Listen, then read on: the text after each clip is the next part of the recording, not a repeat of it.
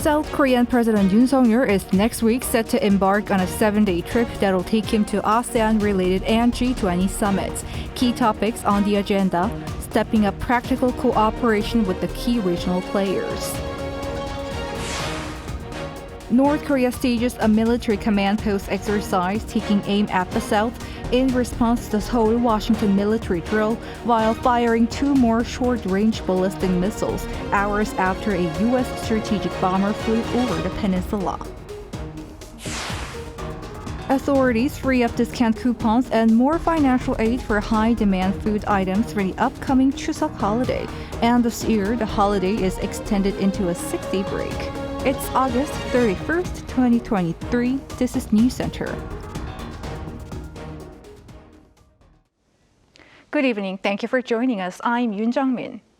President Yoon kicks off his trip to Indonesia and India next week as he ramps up multilateral diplomacy at the ASEAN and G20 summits and expand South Korea's role in regional security and economic issues.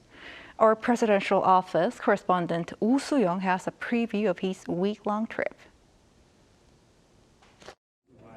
President Yoon will strengthen Seoul's engagement in the Indo-Pacific at key multilateral summits next week in Indonesia and India, with North Korea's nuclear threat, climate change and regional cooperation high on the agenda. The top office announced Thursday that the South Korean leader will attend a series of summits of the Association of Southeast Asian Nations and the Group of 20 in the Indonesian and Indian capitals, which will focus on regional security, economic and social issues. Arriving in Jakarta Tuesday, Yoon will first meet with Korean expats before holding a bilateral summit with the 10-nation ASEAN bloc on Wednesday morning. The leaders of Japan and China will join for a +3 meeting, with South Korea representing the Northeast Asian trio. The security-focused East Asia Summit on Thursday will address North Korea's threat to the region, along with South Korea's role in upholding a rules-based international order. Yoon will then hold one-on-one summits, beginning with the Indonesian president, upon their 50th year of bilateral relations.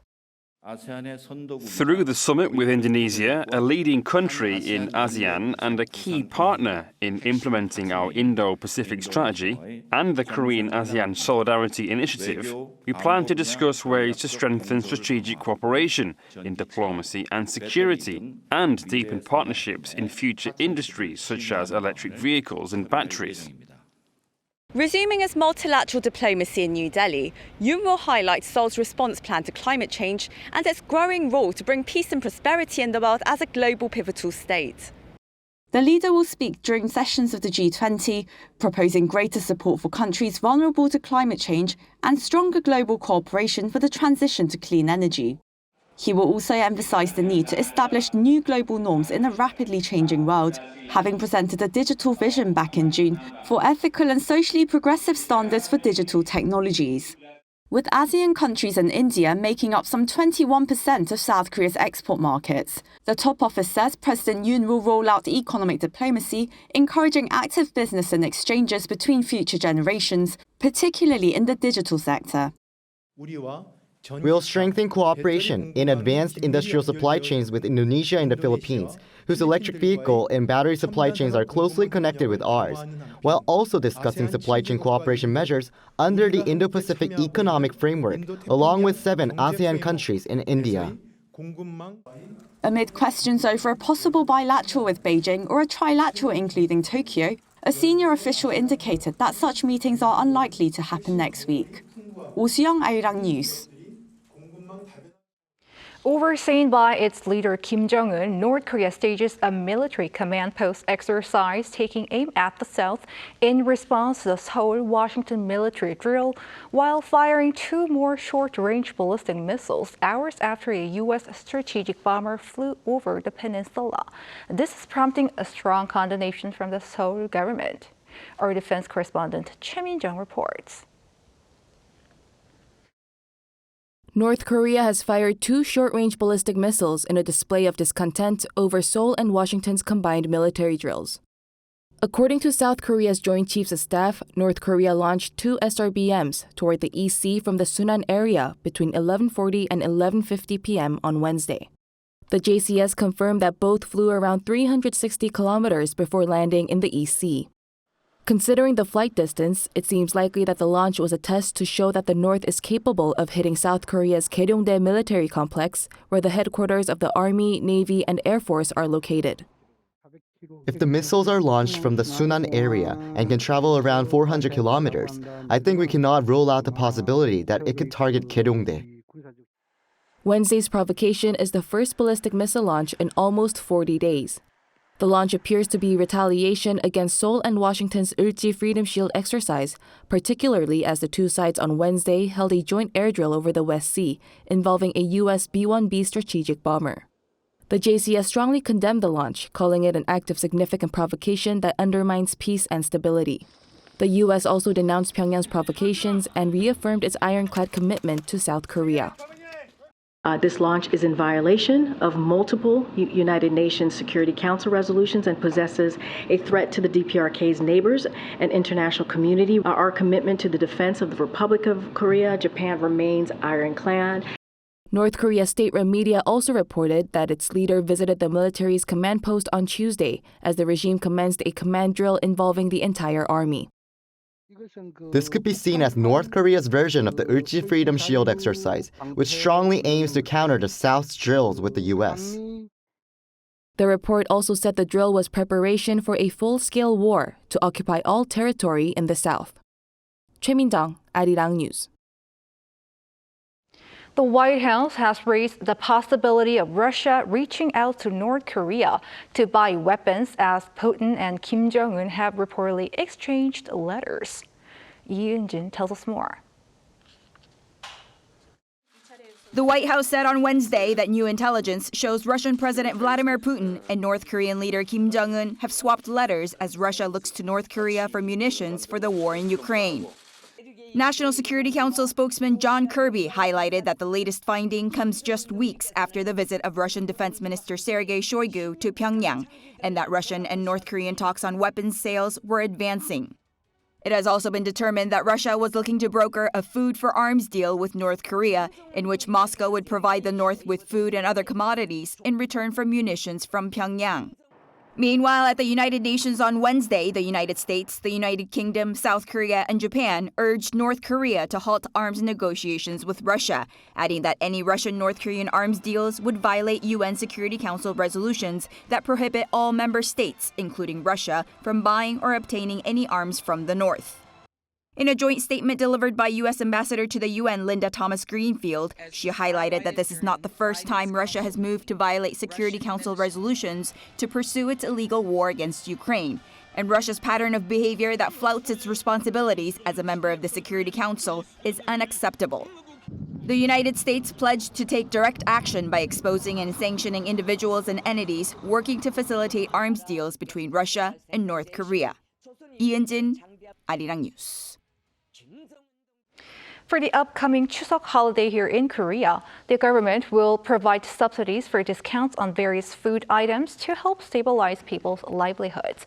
And October 2nd has been designated as a special holiday just for this year to allow for an extended period of rest, hoping to boost spending. Our business correspondent Shin Ha-young reports. After months of cooling on the inflation front, South Korea is likely to see price volatility due to rising food prices caused by extreme weather conditions and a surge in global oil prices. These concerns are growing, particularly as consumers prepare for the Chuseok holiday in late September. In response, during an emergency economy meeting held by President Yoon on Thursday, the government announced measures to minimize consumer difficulties. 추석 성수품에 대한 가격을 작년 가격을 유지할 것이 아니라 한 5% 이상 낮춰서 국민들께서 넉넉한 명절을 보내실 수 있도록 최선을 다하겠습니다. As part of these, 160,000 tons of farm, livestock, and fisheries products will be supplied to markets, the largest amount ever for a Chuseok holiday. In order to boost consumption, the government will provide an all-time high of roughly $50.7 million in subsidies for discounts for about a month starting Thursday. Consumers can get up to a 40% discount at supermarkets and local traditional markets when purchasing agricultural produce and up to 50% on livestock products. Another key measure includes strengthening support for stabilizing people's livelihoods. The government will provide a record 43 trillion won, or around $32.5 billion in fresh funds to small firms and merchants to help them meet cash demand. It will also temporarily expand financial aid for damage to houses, agricultural products, and livestock caused by heavy rain from the recent typhoon. To boost tourism, 600,000 coupons for accommodation will be given out during the latter half of the year. Meanwhile, October 2nd has been designated as a holiday just for this year to allow for an extended period of spending starting from the Chuseok holiday that begins on September 28th and ends on October 3rd, which marks National Foundation Day. The anticipated benefits from this holiday designation are estimated to be around $3.8 billion. 신하영, Arirang News. Amid concerns over seafood safety following Japan's release of wastewater from the destroyed Fukushima nuclear power plant, President Yoon visited a major fisheries market to personally shop for and consume some seafood. The surprise visit to Noryangin Fishery Market on Thursday, according to the presidential office, was to check on the safety of seafood there and to boost the morale of the merchants. For his purchase, he took advantage of a special discount which runs until the end of the year, while also checking radiation safety through a QR code. Earlier in the day, he announced the government will allocate more than $60 million from its reserve funds to support the sector. He also pledged to counter the effect of fake news on the fisheries industry, as well as organize the distribution of gift certificates and discounts of up to 60% for seafood products. On the economic front, data for the month of July show a slump in industrial output, retail sales, and facility investment all at the same time. Our trade correspondent Moon Hae-ryun reports. South Korea's overall industrial production, spending, and investments all fell for the first time since January this year. According to Statistics Korea on Thursday, industrial production in July fell by 0.7% from the month before, following a rise across all three sectors between May and June. It's the first time in 3 months that industrial production has seen a downturn on month, a situation that has been attributed to the decline in output from the mining, manufacturing, gas, and electricity industries. Production in the electronic components sector showed a sharp decrease of over 11%, but a 28.5% increase in the production of apparel during the same period limited the overall decrease. Output in the service sector also saw a decline due to production falling in the dining and accommodation sector in July. Facility investments saw the biggest decline in over 11 years, falling by nearly 9%. This was due to a downturn in the transportation and machinery sectors, which fell by over 3%. In particular, investments in the transportation sector fell by over 22%, owing to the poor performance of automobiles in retail sales. Retail sales, a key gauge of private spending, fell by over 3% overall due to weakened demand for durable goods, including automobiles.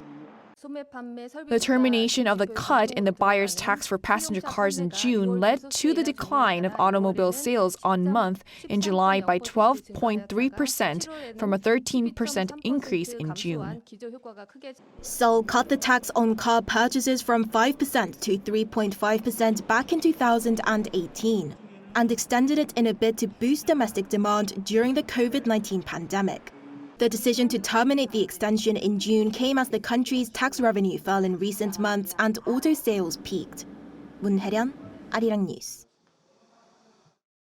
Starting today, the way COVID is taken care of in this country is much different from the past. With that, people expect a change in response strategies and management systems. To talk more about this, our Shin Se-byuk joins me in the studio.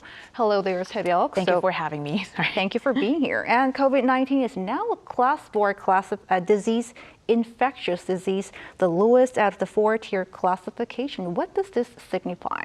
Well, I know you're going to ask me about masks, but I'll get there later. So infectious diseases have been categorized into level 1 to 4 based on their contagiousness and other factors like reporting timing and required isolation. And as of today, COVID-19 has become a class 4 infectious disease on level with seasonal flu. Consequently, sentinel surveillance of COVID-19 will be implemented implemented, that is a major shift from the mandatory surveillance system that's been used to monitor the virus. And level 4 represents the least severe classification. COVID-19 had been categorized as a class 2 infectious disease along with diseases like rubella and measles.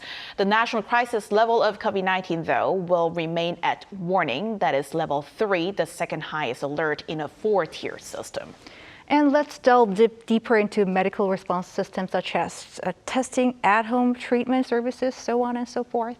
Right, so the biggest change would be those who want to get tested for COVID-19 will have to cover the cost themselves. Up until now, symptomatic individuals could undergo the rapid antigen test or RAT free of charge. But with the adjustment, now people have to pay up to 50,000 won. High-risk groups, though, such as those aged 60 or older or those with underlying conditions, remain eligible to receive around 50% of the fee. The same goes for PCR tests as well, and one-step clinics for COVID patients and at-home rehabilitation services, such as remote consultations with doctors, will be terminated. But operation of ICU beds and wards reserved for COVID patients will be kept. What about financial support for COVID patients? Well, to start with the treatment cost, all COVID-19 patients have been eligible for treatment support, but from now on, only severe cases will be covered. And support for oral treatment will remain in place at no cost, aiming to protect high-risk groups. Additionally, aid like living expenses for COVID patients from households with income at or below 100% of the median and paid sick leave will end. Before I let you go, Seobyok, so there should be some changes, some measures that won't change. What are those? Well, first of all, vaccination will continue to be free for all, and most of the measures regarding public health measures will remain in place to better manage high-risk groups. And mask wearing at hospitals and group residential facilities will be maintained, and preemptive testing for inpatients and medical facilities along with caregivers and staff will continue as well. Good to know. Thanks for your reporting, Seobyok. My pleasure.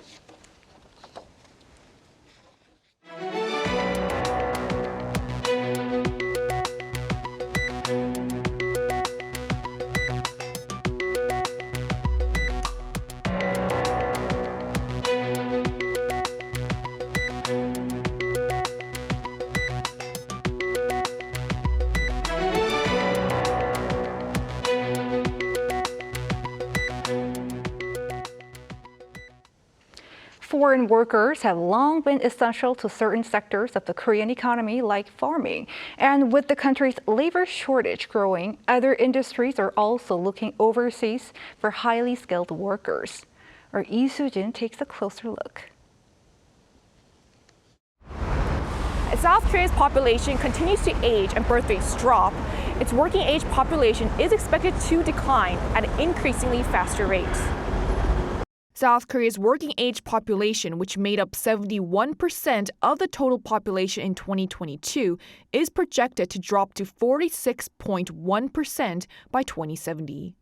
This stands in sharp contrast to the global working age population projection, which will still be around the 60% range. In farms like this, where the labor is physically arduous, one local farm owner says foreign workers are already essential. It's not a stretch to say that currently without foreign workers, there won't be any farming. Oriol Emmanuel is a worker from the Philippines who came into the country as a seasonal worker just 11 days ago. Seasonal workers are foreigners who are legally hired for a short period to work during the busy farming season. Today, he, his fellow workers, and the farm owner are planting cabbages. Oriol left his home country for the first time to find a job in Korea. Best part? All.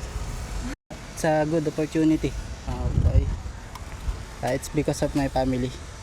Housing is provided and the farm owner is proud of the amenities that he has made available.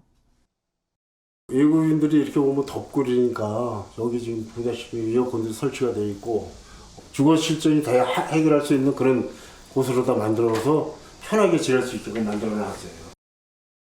He hopes that foreign workers will continue to apply with the local government to work here. But it's not just jobs that are physically strenuous that need more workers. Areas that require high level of education and training, such as the IT industry, are also suffering from a labor crunch. The software industry was calculated to have a shortage of more than 6,000 people as of the end of 2021, the most out of the nation's 12 main industries. Smaller IT companies are struggling even more from the shortage of personnel, as it's difficult to compete with big companies that offer lucrative paychecks. For SMEs like ourselves, it's hard to operate with just Korean developers. Sumaya Ilkin, who has a doctorate in computer engineering, is an IT researcher who moved from Turkey to Korea last year to work at this company. We have a strong relationship with Korea, kind of blood brother. So I'm curious about Korea because especially the metaverse and AI field in the Korea also is a kind of a rising star. Sumaya says she's not only satisfied with the work that she's doing in this company, but she's also grateful for how everyone has been helping her. I might have some misunderstanding about the jobs, tasks related to it, and these people passionately explaining us even with more details. Her manager says that she has surprised them with how quickly she adjusted and that she's now a crucial member of the company. Her ability to learn Korean as soon as she came here was astounding. We also learned a lot from her. There are still other IT companies looking to recruit experts from overseas. And job fairs like this aim to connect these companies to foreign job seekers. In Korea, at the moment, it is lack of, human resources, is lack of engineers. There are IT experts from all over the world who are more than capable and ready to work. Now I'm pursuing my master's in computer science and engineering. I work with image processing. I'm looking for my job. College, it was in computer, science and computer things, so that's how I felt like a little bit comfortable to come here and look for a job. The addition of foreign workers could not only ease the labor shortage, but also help companies in other ways, such as expanding into global markets. 이수진, Arirang News.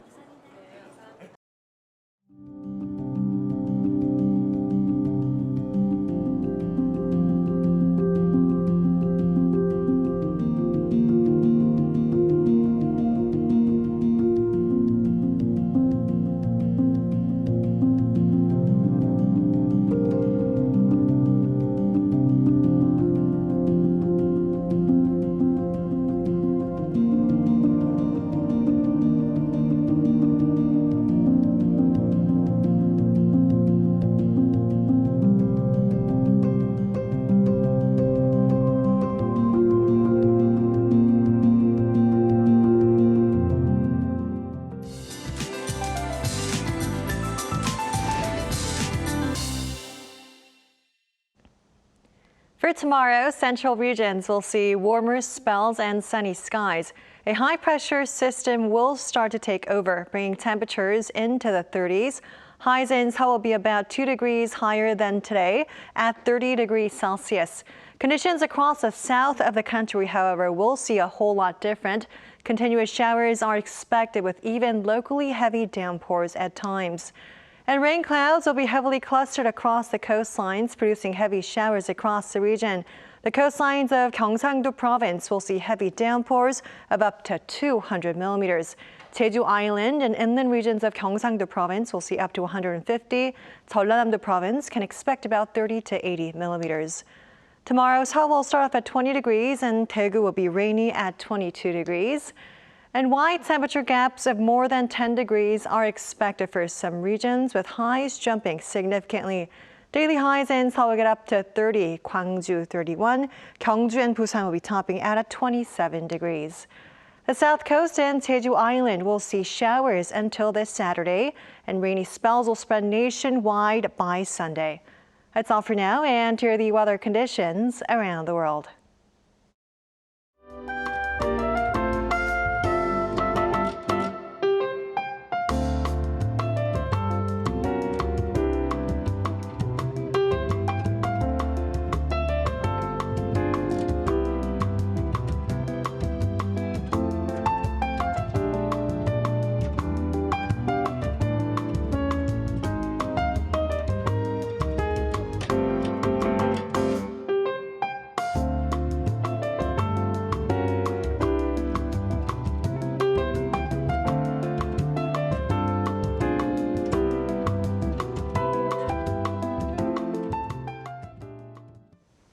That is News Center for tonight. Thank you for watching. A panel session coming up.